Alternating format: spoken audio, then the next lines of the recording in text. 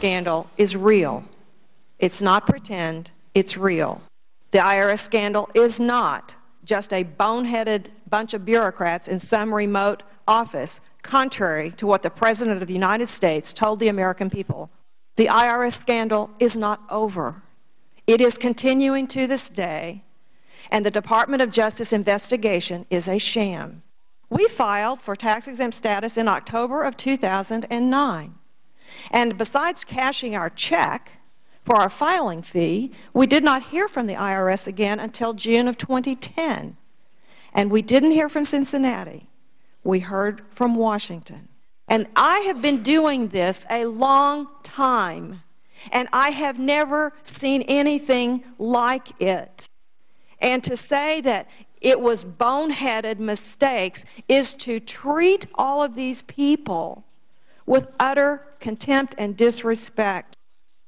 Wow, very explosive yesterday. That was Cleta Mitchell at the hearings at the House Oversight Committee. We watched them live here on America's Newsroom yesterday. She's a veteran attorney and a conservative activist who represents about a dozen Tea Party groups who say that they have been part of this long, drawn-out process where they have been questioned about things like what they read and what they prayed for as part of this process. She joins us now live this morning from Raleigh. Cleta, welcome. Good to have you here today.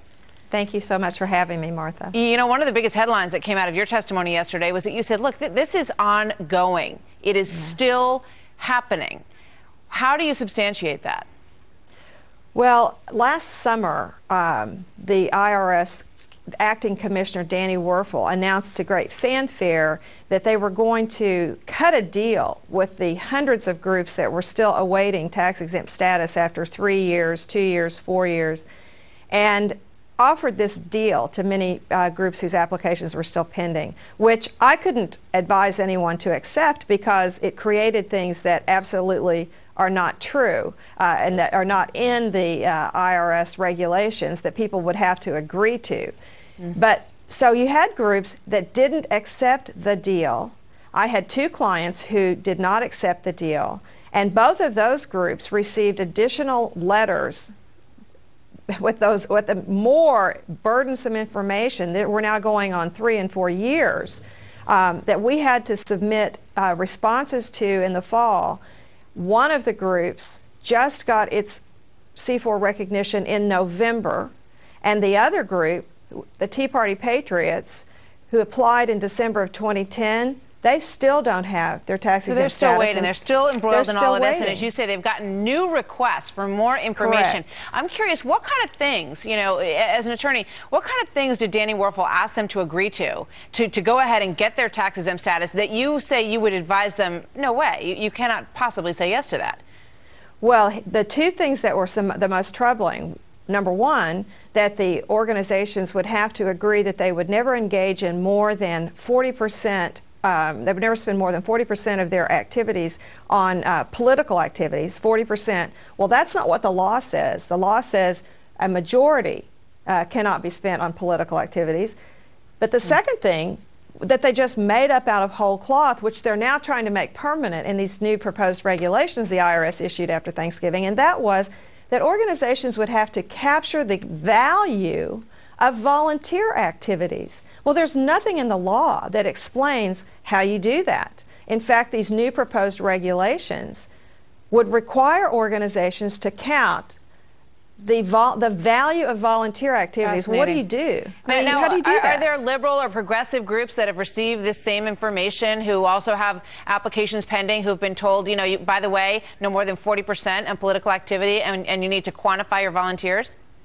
I've never heard of a single liberal group that has received that kind of request from the IRS for information, not like we've received from the IRS, and I know of no progressive group that was offered that deal. You would think there may be some, but I don't know of any. They would want to step forward and say, yes, we're under the same scrutiny, and that the administration would also want to put those examples out there to prove that they're treating everyone equally. So we invite them to do that if that is indeed the case. I'd like to know, too. I'm sure you would. I'd like to play a little bit more sound from yesterday from Catherine Engelbrecht, who's also been trying to get this kind of exemption, and also Becky Gerritsen, who is a Tea Party group leader as well. Let's listen to them.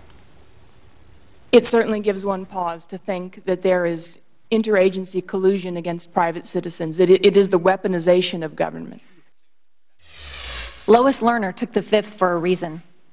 Government employees don't go rogue in mass. Their orders originate somewhere. So Catherine refers to the weaponization of government, so using these kind of tactics really as a weapon against the people of the country, she feels. And then the Becky Garrettson touched on really what's going on. The president said this is all tied up with a bow. Just boneheaded folks in Cincinnati didn't know how to do their job. We're sorry about that, but it's over, he said to Bill Riley. Move on. And you're telling us that there really isn't an investigation going on at all to have finished. Well, none of the organizations, and I talk to them all the time, the ones who are my clients, the ones who are not my clients, none of them have been contacted by the Department of Justice or the FBI. There are plenty of witnesses out there, hundreds of them, thousands of them.